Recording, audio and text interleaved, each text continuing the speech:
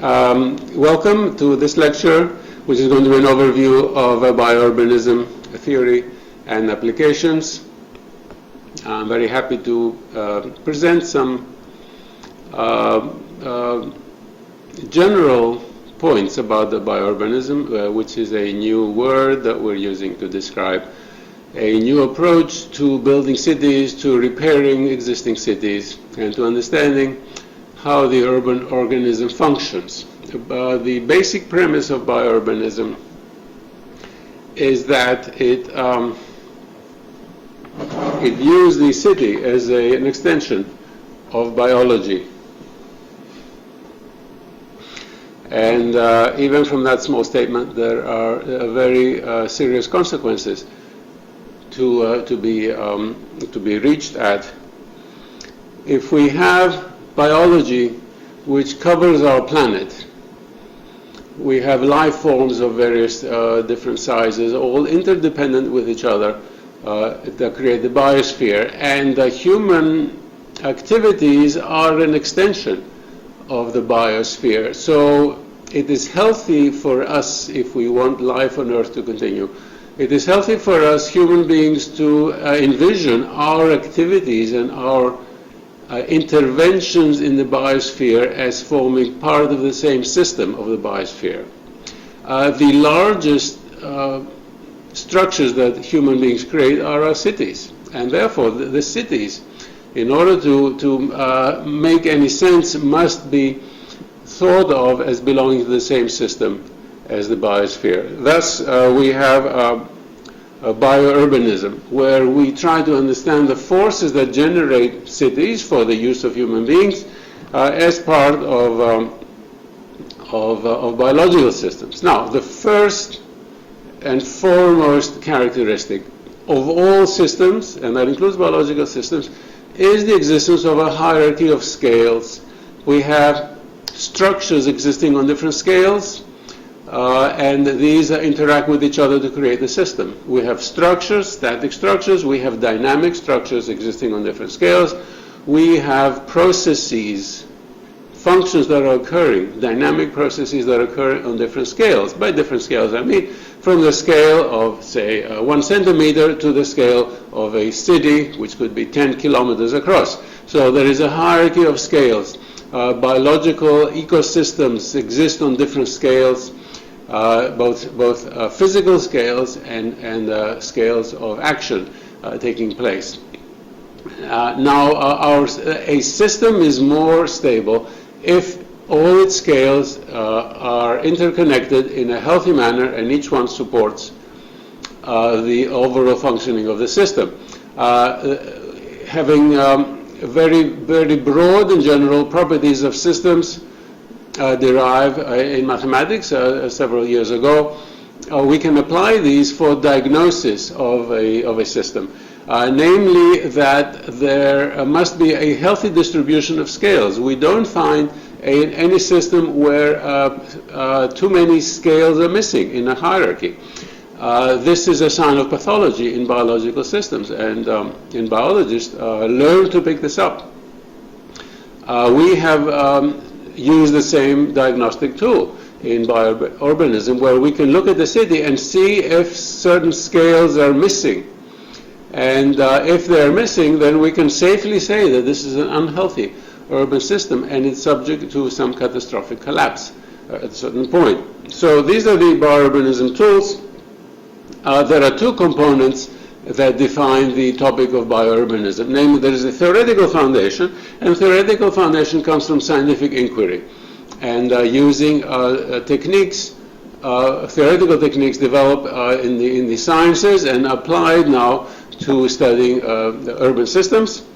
And the second one is experimental observations of what is happening in urban systems, and they give us rules that we can follow in order to build new urban fabric and to diagnose and repair existing urban fabric that happens to be pathological. I should add something else as well.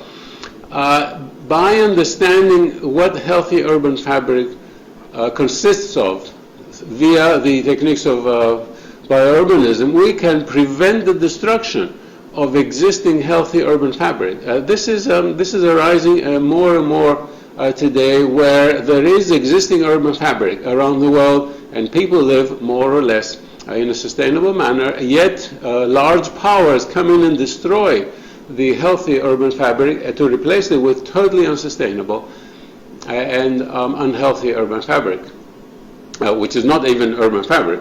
So this is the ability to understand what is healthy and what is not healthy is just as important as the analogous ability in biological systems or in medicine. Now, how does biourbanism come into being? The theoretical foundation of biourbanism arises from studying the processes that create the city, that put all its components together, that enable the urban components to grow, interact, and to grow the city in a healthy manner. Healthy means that's good for its inhabitants, and it's also sustainable with a sort of optimal expenditure of energy. We can begin to discover rules of urban growth. The patterns of urban growth begin from self-built settlements. And this can be seen all around the world in older self-built settlements, which have become now permanent cities. Those processes are being repeated today as we speak in the informal settlements around the world, which have most of them have terrible deficiencies as far as lack of infrastructure and lack of services, some problems with disease. However, looking at the geometry, we see how the city grows. The city grows as it is built by individuals acting more or less collectively with the individual forces becoming controlled only not by top-down political control, but by the space available, because all these individual forces are acting against each other. So by studying the self-built settlements and the informal settlements, we begin to get an idea of the rules of organic growth of a city. Now, we have learned a lot from this. As these organic growth self-built settlements increase in density or increase in quality, I should say, in building quality, then the residents will upgrade, will keep sometimes the same footprint of the buildings. Sometimes they will change the footprint of the buildings. They will use more permanent materials, and you create a city from this. So the more developed the city gets, then the more rules are applied in order to overcome the deficiencies of the very basic stage, which is very rudimentary, which we call a slum today. And so in order to get from a slum to a very healthy traditional city, we need many more rules, and of course these are the rules that we are investigating and documenting. Now, let me jump here to the example that I'm showing on the slide. We have examples of adaptive geometry for the cities. And here I'm showing some footprints of buildings on the right. These are adapted to human use because there is a linearization of human-sized lots. We can imagine that these lots are the building lots are human-sized, namely what we find in most traditional settlements.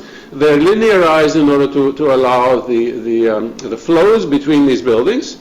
The buildings themselves are shaped around urban spaces. So the urban spaces is where people interact, is the open part of the city that is alive.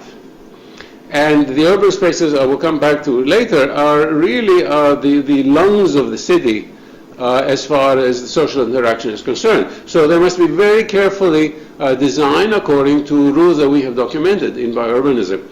And failure to abide by those rules creates spaces that are not going to be used, so they're totally useless as urban space. Let me say that it is not enough just to build something on the ground and label it as a building an urban space. That urban space is useless unless it satisfies certain very precise rules that we have documented. It is, again, going back to the biological basis for biourbanism.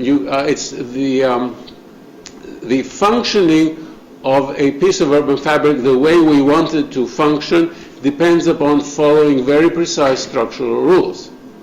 It is not enough for an architect to say, I'm designing an urban space. That's it.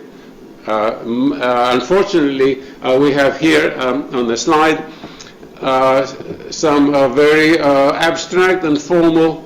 This is an existing building, by the way, on the left, that turns out to be a total disaster as far as habitation, urban space. It is dreary, I could even say deadly, because the inhabitants feel like in a prison. They cannot enjoy any of that space. You have the growth of crime and total social degradation. And this was created, the one on the left, with the best of intentions, following certain ill-conceived notions of design, where things that looked very pretty and neat on the plan were then transferred and built on the ground in very large dimensions. Well, this just doesn't work, because that's not the way to create a city. The city has its own rules, and if you violate those rules, then the city is pathological. Now, if we are going to ignore, as I'm pointing out now, several decades of urban design and city planning that were based upon drawing neat-looking diagrams and sketches on paper and now on the computer screen, what are we going to substitute this with? What is the basis for actual design in biourbanism? Well, the basis for actual design is design that improves the quality of life of human beings. And the criteria that we use are far broader than those that have been applied to determine the form of 20th century cities. One can say that 20th century cities were, especially after the Second World War, were concerned with maximizing certain things, very few things, like the flow of vehicles, the infrastructure, certain efficiency, in a mechanical conception of the city. Well, while maintaining a reasonable level of efficiency for the same things, namely the flow of vehicles and the infrastructure, we include a whole range of other things that we consider equally, if not more important than those that I have mentioned. The criteria for the success of a design, or the basis for urban design. And so let me list a few. The pedestrian accessibility of common services. This is short distances that enable people to just lead a partially pedestrian life. In the city, that has tremendous implications for the form of the city. Easy access to public urban space. Here we see, still on the diagram, access to urban space where a whole host of functions that are essential for community to take place are dependent upon easy access to urban space. Easy access to local green. The mixture of nature within the city is a crucial concept, so often neglected and done very, very poorly today. And I will devote the last part of this lecture to a better understanding of how a city blends with green. We need an organized informational environment, and that now cuts into architecture, because it is the architecture of all the buildings that provide informational environment. However, as I will argue, this is an essential part of the urban part of the city. So altogether, we want an emotional nourishment coming from the built environment, so that we can live our lives and do the tasks of day-to-day living in an urban environment that we build, and that gives us back emotional nourishment. Now, this emotional nourishment is found, but it is found only in natural environments. That's why we go to walk and visit purely natural environments, and it is found in traditional environments that have been saved more or less, and I'm talking about anything before the middle of the 1900s or the 20th century. Not everything, but everyone knows the places that are well loved. They are first of all the great tourist attractors of all the world. People spend a lot of money to go to experience those environments because they're nourishing. Okay, they pay to be nourished by that, just like we pay to go to a restaurant and have a nourishing meal. Nourishing environments are those that local residents in their city go to in order to get some nourishment outside their own house. So we can recognize that. But somehow, because of historical, of some historical developments, not good historical developments, we have forgotten how to create such a nourishing environment. And fortunately, biourbanism now knows how to do that again. So the basic criterion for judging the success of any structure is taken to be human sensibility, namely the feedback we get. That has to be positive, and we get a feedback that increases our physiological well-being and psychological well-being. Anything that deviates from that, any design of the built environment that deviates from that or that reduces the feedback we get or gives us negative feedback is not supported. This is the bottom line of biourbanism. So spaces have to be appropriate for human movement, to facilitate human movement, to have appropriate dimensions to enable human functions, to be of a human dimension where necessary, and not only just to fit humans in boxes or humans going through certain tunnels or spaces. Most important is that in experiencing these spaces in a static configuration or in a dynamic configuration, moving through the built spaces, we need to get emotional pleasure out of these spaces. So we need to get emotional pleasure from an urban space that we sit in. If we can sit in, we have to be able to sit in an urban space and then experience it emotionally, just from the geometry and from the information load that we get from the urban space. Or if we have a corridor, a flux corridor, say, urban space is going to be open, we need to get emotional pleasure from that, the maximum emotional pleasure possible, depending upon the context. And that goes back now to architecture that helps to maximize emotional pleasure through the information content. It goes without saying that inside the building we use exactly the same rules, even though I'm not going to discuss that today, because that is the proper domain of architecture. But inside the building we need spaces where we inhabit, spaces that we transit spaces that give us the same emotional pleasure, that are designed according to the same criteria for human beings, etc., etc. Now, unfortunately, the inside of buildings is sometimes designed for a minimum packing of human beings not treated as human beings, but treated just as mechanical objects. So how many people can we pack in a room or in an office space? This is the opposite of what biourbanism is trying to do.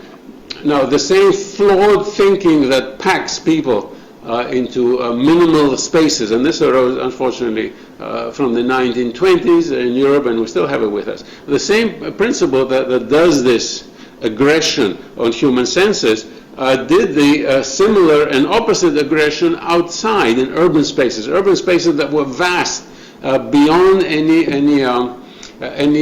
human scale. So they were hostile. They are hostile today Urban spaces are built according to those typologies. They are failed typologies because any person goes and experiences those so-called urban spaces, feels just anxiety and refuses to use them. Unfortunately, so many so-called urban spaces are still designed the same way today. And it is no surprise that they're not used.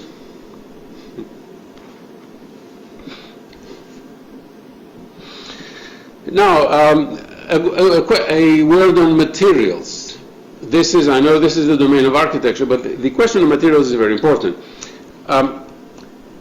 We need to use the appropriate materials to construct our cities. What are the appropriate materials? Well, for sustainable cities, we need to use materials that are inexpensive, durable, and as far as possible, locally produced. That will eliminate the transportation costs that are often huge and are not included in the equation when computing the cost of a new building, say. And there is another question about materials that is a very sore sticking point. We can use any materials we want that satisfies the criteria I just mentioned. Locally available, not very expensive. We are willing to pay more for materials that are durable. We want durable materials. We don't want to build a cardboard buildings like so many are building around the world today that will start to decay in 10 years. This is just a complete scam. Even very famous architects are using very, very poor materials just to make a quicker profit, and those buildings are starting to collapse after 10 years. So we're willing to pay more for the materials. Now, I have not mentioned any specific materials. However, there exists a terrible prejudice against materials that were used before the middle of the 20th century. There is a stubborn insistence by contemporary architects on using just 3 or 4 materials that are emblematic of industrialization of the early 20th century, namely plate glass, steel, some metal, and concrete. And any other material is not considered to be worthy of use. Well, this is just a terrible prejudice, and biourbanism totally condemns this prejudice, because it's a prejudice that is not only has bad and destructive tendencies upon building cities, but has absolutely no basis at all, because all the arguments that try to promote these so-called industrial materials and condemn materials that appear in more traditional construction are phony arguments, as anyone can see when you try to read these arguments.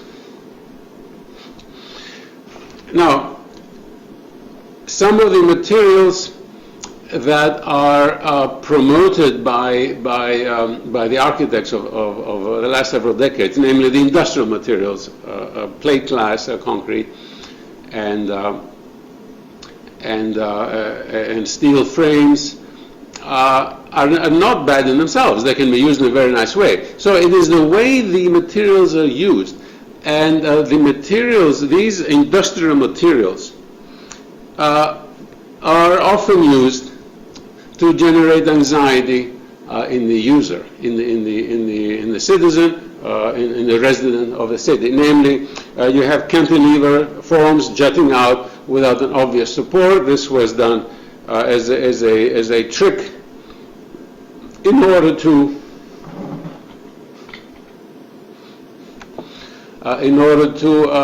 show that it can be done, that one can build something without any supports. It just creates anxiety. Trying to overcome the pull of gravity, and biourbanism does not support these little tricks, because they're not neutral. They have certainly very negative consequences upon the surroundings, and they create anxiety. And our aim in biourbanist design is to get emotional pleasure, the opposite of anxiety created by these architectural tricks. So any architectural topology that produces anxiety should not be utilized. This means, and this is a very important part of design, that unless we use something that's tried and true, namely an architectural typology that is known to work to produce emotional nourishment, and there are hundreds, if not thousands, of architectural topologies that will produce emotional nourishment because they've been used over and over again, and we can experience them with our person. So an architect wants to be innovative. They propose a new typology for their building. Well, the criterion for biourbanist design is that a one-to-one scale model is built with very inexpensive materials, and then people will experience the feedback, the emotional feedback from the proposed innovative design typology. And if it works to give positive emotional feedback, fine, then by all means use it. If instead it generates anxiety, it should not be used. Simple. Very simple. What happens, and we have seen so many times over and over again, are architectural typologies, experimental typologies that are built as buildings that look cute on paper or on the computer screen. And after they're built, people feel anxious next to them or using them. This is just a professional incompetence, because nobody bothers to see the effects of these structures after they're built. And this is the opposite of the aim of biourbanism. And I'm talking now not in the architectural domain, but in the urban domain, because if an imposing building will be used to create part of the informational environment of urban space. And here I come to the next figure that I want to show. We have, say, a minimalist block building, which could be just a glass block or a concrete block without any articulation, without any windows on the left. It is just, it has no information, it's just menacing there. Whereas on the right we have a more traditional subdivision, and it does provide emotional nourishment because of the fractal distribution, namely the distribution of different scales, the hierarchy of scales that combine. We're using symmetries in order to get this information field that gives feedback. And this is, I know it's avoided by many architects who want to make a statement and want to appear to be innovative. But that innovation should not come at the cost of creating anxiety in the user.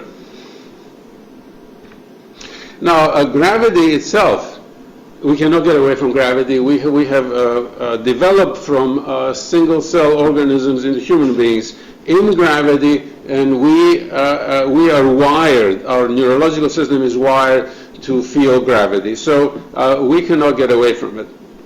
So any structure, human-built structure that attempts to defy gravity by a visual trick or by a construction trick, an engineering trick, will be felt and will induce some sort of anxiety in the viewer. We want to avoid that at all. So what does gravity define?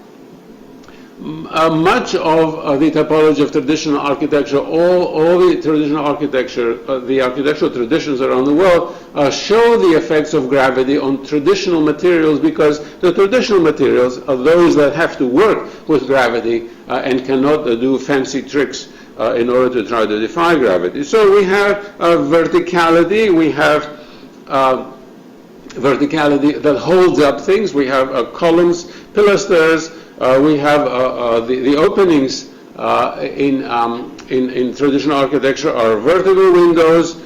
We have structures that are supporting. We have domes, and we have arches of many different types.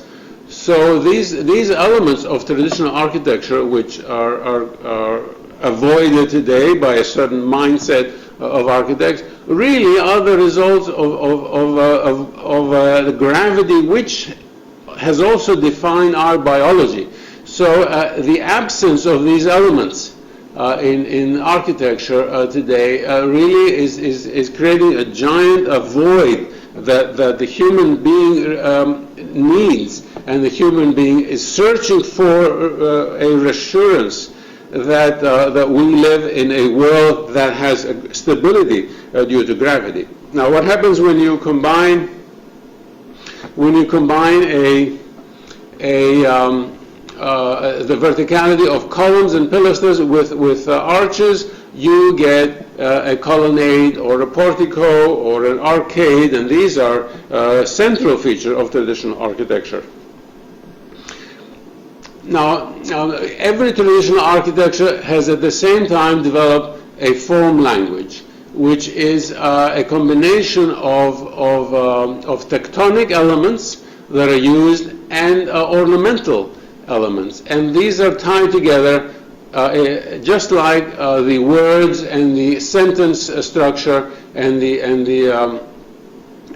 logic, the grammatical logic defines a spoken and written language in a traditional culture. In fact, a form language has evolved simultaneously with a written and an oral tradition to communicate. So the form language communicates the accumulated knowledge and discovery about tectonics and about positive feedback from certain shapes, structures, colors, and ornaments all together. Therefore, we need to use these as much as possible in order to get the effects that biourbanism requires.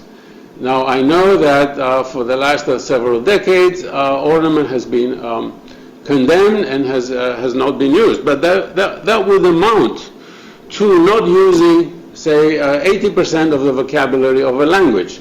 You impoverish the language so that you can say very little about it. Looking at the impoverished language, well, look at the building on the left. It doesn't say anything. It just says some inarticulate, pre-linguistic grunts compared to the information that's communicated with what's on the right. So we need to save again the form language of cultures and create our own form languages. And I go back now to the innovation that some of our greatest architects have created. All over the world, architects in their own time have created their own form language. I don't need to mention too many examples. Louis Sullivan, Frank Lloyd Wright, anyone we want to see as truly innovative has created their own form language. And parts of the language are invariant.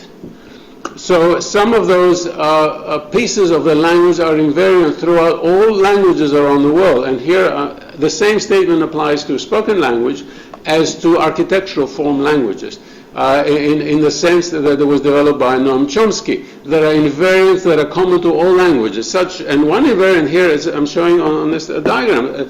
The natural opening has boundaries. So a window will have boundaries and a door will have boundaries. These boundaries are present in all traditional architecture for several millennia and are absent only in today's effect and trick-laden architecture, which biourbanism, of course, does not support. One typology that is particularly bad is the curtain wall, which is the glass wall that shows absolutely no means of support, because there is no means of support. The curtain wall is just hanging there. The support of the building is inside in a steel frame. Well, that may be very pretty and transparent and crystalline, but it does not give an assurance of the gravitational force, and we human beings need the reassurance of the gravitational force. The original aim of the curtain wall was to hide the structural support in an internal frame, so everything, all the support is made non-obvious. Well, that's a boomerang effect, because if the support is not obvious, then you don't feel that there is anything there, and as a building gets large, then there is a contradiction you feel the contradiction and you get a cognitive dissonance because you see something very large that you're expected to walk in front, enter, and use, and no obvious means of support. And that, of course, generates anxiety again. There is a second point, and it has to do with the urban aspect of a curtain wall. Anyone on the outside of a building that has just a sheer glass wall has no information. Here we are on the left. This example on the left can be a glass building with absolutely no information. Well, maybe you can see people inside working, but it's not organized information. So what does that do? That does not give the information field that has to charge the urban space, with the consequence that no urban space is possible. So this is one of the contributing factors to the very poor quality of urban space that have been built since the end of the Second World War, because we are not providing the information field that is required in order to enclose or semi-enclose the urban space to make it informationally rich and nutritive and make it useful and a pleasure to be in. Also, the glass walls are made in a stubborn way to be impermeable. They're transparent, so you can look through, but you cannot go through. So the way they're used has nothing to do with the material itself. But the way they're mostly used, they are made impermeable so that you have now, on the urban scale, you have walls that are sheer, that are impermeable, so they do not afford the transitional flux, the cross transport that occurs in order to make an urban space more usable. And this is the cross transport that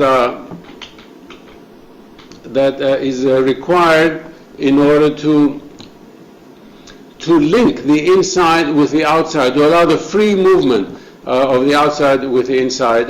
For example, we get in arcades and porticos that give so much life to the urban spaces that they surround and the streets that they surround.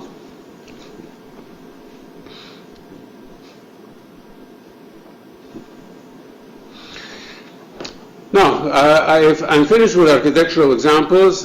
Here, just some notes here. Some of the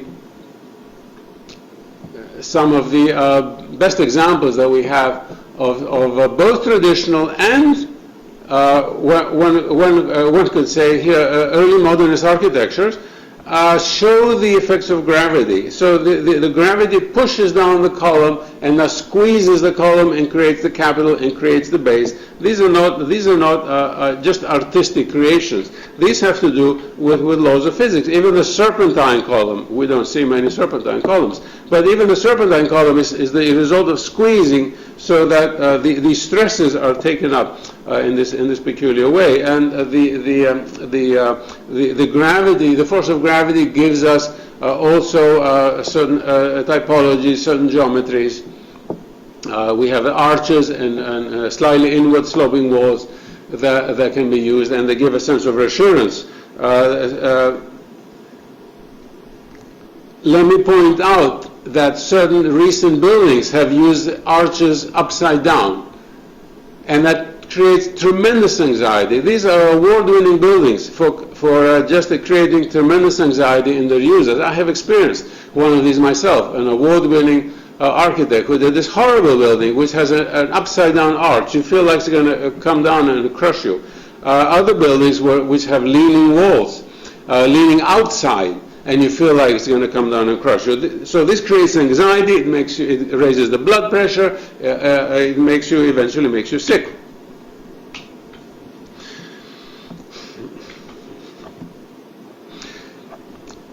Let me continue now with the urban scale, just a strictly urban scale. The definition of urban space is an art that has been deliberately lost, and that we in the biourbanism design community are trying to redefine urban space. The principle is very, very simple. Here it is. You can see it on this visual.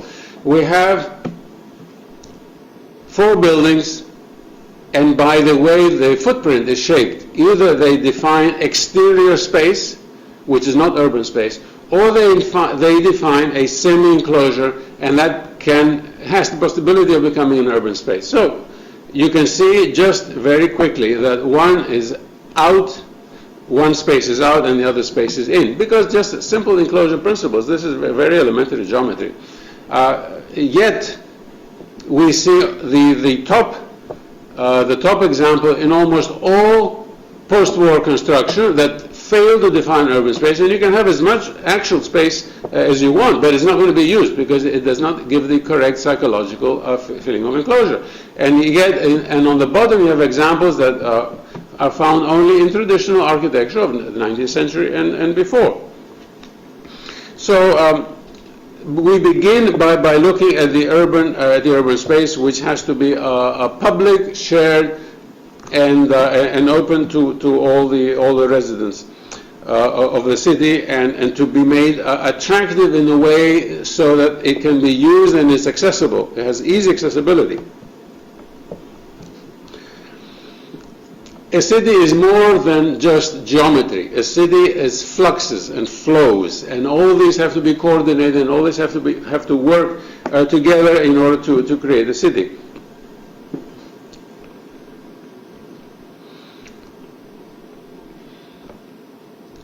I'm going to discuss the networks of the city, and let me begin by the network of urban spaces. We want to have urban spaces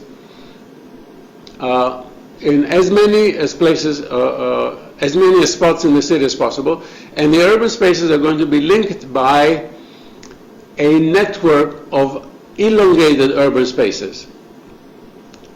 Now, the street I will identify as an elongated urban space.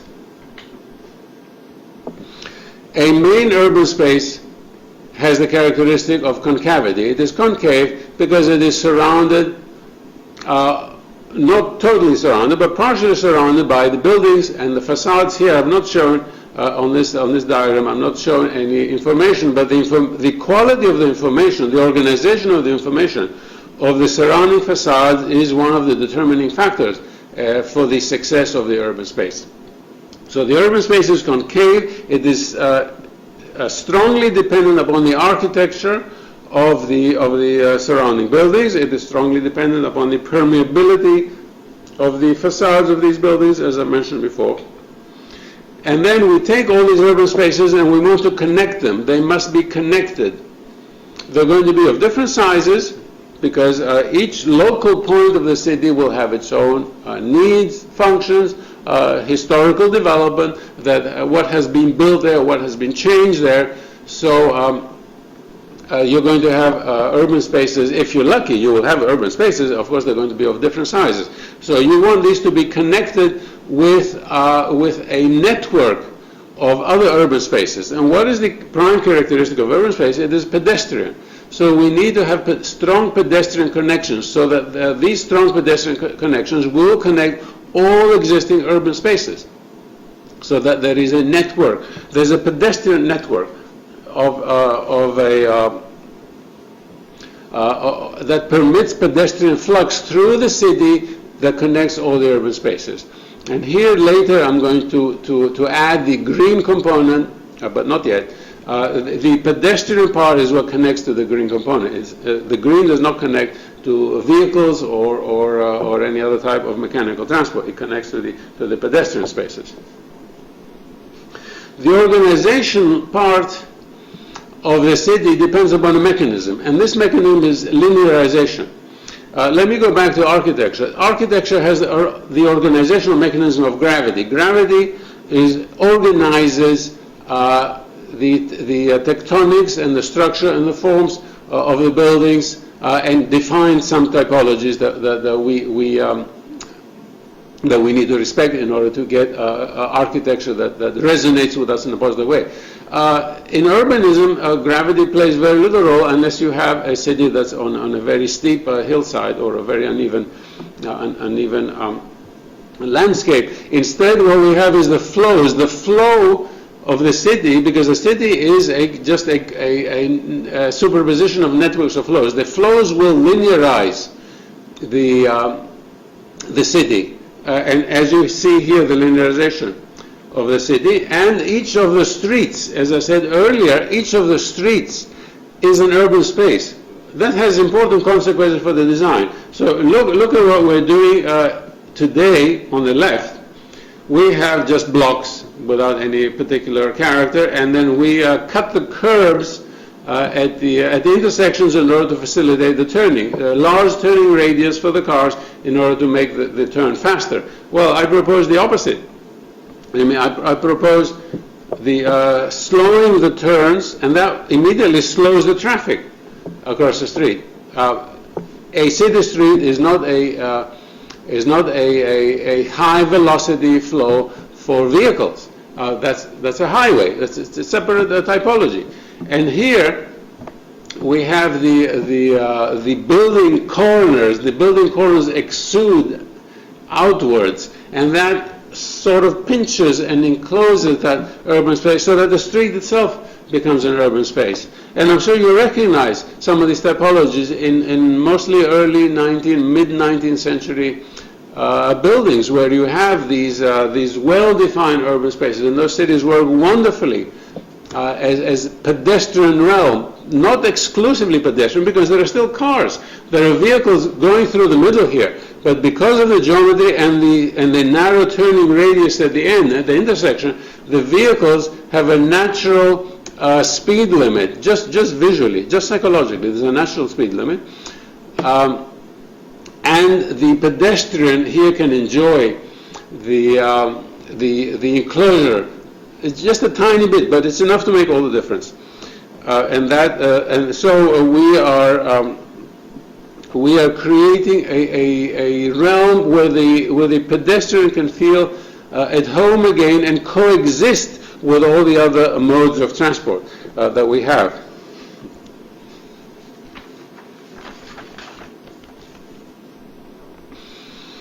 When we look at informal settlements or slums, we see the linearization that occurs on the smaller scales, but then it breaks down because there is no linearization principle on the larger scale. The problem with slums is that usually, but not exclusively, usually they house a society that has a serious social problem because they are marginalized, and therefore that society rarely can act together to create a larger scale of linearization. If they do, then they create the basis of a city. Also missing are urban spaces, because you need some sort of legislative body there in order to define and preserve urban space from encroachment. And unfortunately, if you have a slum with just people on the edge of starvation, then they will cover the entire surface. So we need to put in at some point these larger connections, the larger scale connections, and the goal of biourbanism is to work on all these scales, because all of the scales of the system have to be present, and all the scales are necessary in order to cooperate with each other. And if any scale is missing, then that's a pathology, and that scale, we have to figure out how to insert that scale with a minimum amount of damage possible to what is existing there. So to summarize the urban situation, for a city to become a biological system, then we need to accommodate pedestrian movements. We need to define a pedestrian network, first of all, primarily, and protect the pedestrian the network, the framework that allows the pedestrian flux. We have to protect it from all the other higher level transport networks. Now, once we have a sort of rough conception of the pedestrian network, then we need to superimpose on top of the other networks of vehicular flow. We need to have just private cars, buses, trucks, transport. If the city is large enough, we can have a metro system, or just a bus network, Some cities have water. We can have a transport via water. So all these are transport networks that exist on top of each other. Actually, they are on the same level. It is extremely expensive to dig under the ground to create a metropolitan transport system, as is ideal. But unfortunately, due to the cost, usually all these things coexist on the same surface, and they interfere with each other and they cut across each other. However, if we just follow the simple principle, we can live with something that works fairly well. This principle is protect the weakest part of the transport network, and the weakest part is the pedestrian flux. The pedestrian needs to be protected. So how do you protect the pedestrian? Well, we have hundreds of typologies that protect the pedestrian that have evolved in traditional architecture. Bollards will protect the pedestrian from adjacent vehicular flow. But they have not been in fashion for decades. Why? Well, for the same stylistic reasons that ignore the psychological anxiety that a truck creates when it when it passes by you and you're at 2 meters away. So all the networks now are superimposed. We protect the smallest from the largest. We protect the smallest from the damage. And it doesn't only go for the pedestrians. You protect the cars from the large trucks. So there are rules that have evolved, traffic rules, that create this hierarchy and maintain this car hierarchy and keep it from being destroyed. We pay special attention to the crossover points. So say pedestrian crossing a street. There are techniques that have been found in order to, say, raise the path that the pedestrian crosses. It slows the cars down a little bit, and you narrow the sidewalk a little bit at that point. Just pinch it slightly. So you give priority to the pedestrian. Very, very simple design solutions that we know how to apply. The car lobby has prevented their implementation because the car lobby just wants to design the city for maximally fast vehicular flow. And that's not the way it's going to work, and nor is it sustainable. The same thing goes for parking. You want parking to be available, but you don't want parking to take over urban space. So here you have techniques like the bollards that protect the entry of cars into what is going to be a pedestrian urban space. And let me conclude now with just a few words about nature in the city. Biourbanism looks at the city as an extension of nature.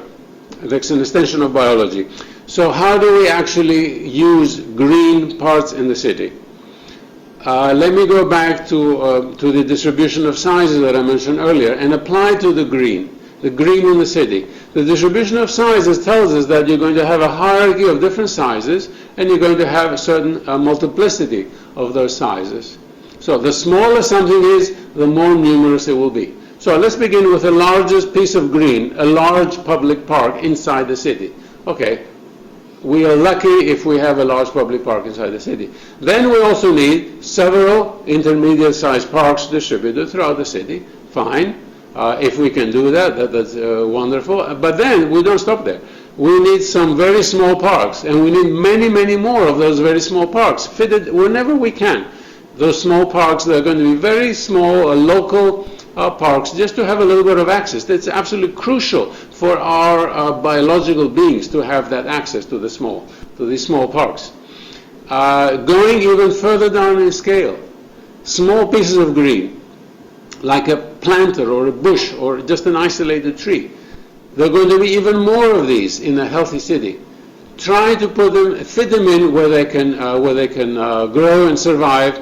Whenever possible, try to put in some green. And so we have now the hierarchy of just one large park, several intermediate parks, many, many smaller parks, and then an amazing large number of tiny pieces of green that we have.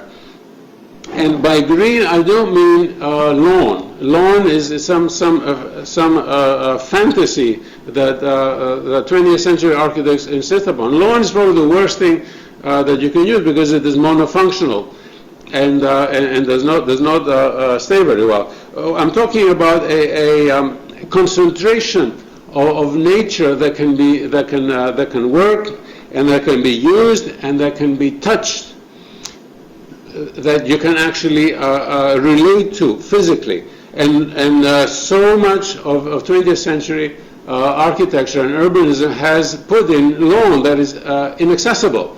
It's just a visual. It is a transferring of ridiculous visual images from a computer screen into ridiculous built environments that are strictly visual, that you have lawn that you look at but you cannot use. So these are just a continuation of silliness that has caused a tremendous amount of energy wastage and just very poor urban fabric.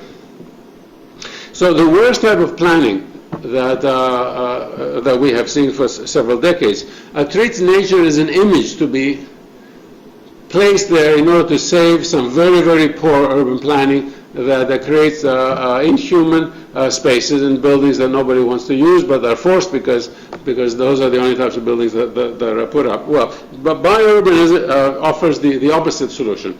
Biourbanism offers a new type of approach to design so that the nature, which is the green component, is designed alongside and integral with the buildings. That means that the shape of the buildings will have to change. The shape of the buildings will change. Here's the inverse parallel distribution, which shows various different sizes. So the buildings will have to change in order to help the green. And that changes the form of the built environment radically, because you want to support the weakest part of your city. What is the weakest part of your city? Is a bush or a tree? Okay, so you want to build so that that bush or tree gets the best exposure to the elements, gets the best rainfall, gets the best wind, etc., etc. So you build around that, even if this is a completely new development that you're planting the trees, you take care of those trees. Those trees and the bushes are not added on just for visual effect. We collaborate. We biourbanists collaborate with landscape architects who tell us how to maintain any green in the city, and how the buildings will support these the pieces of green in the city. And it is the building that changes, and not the green.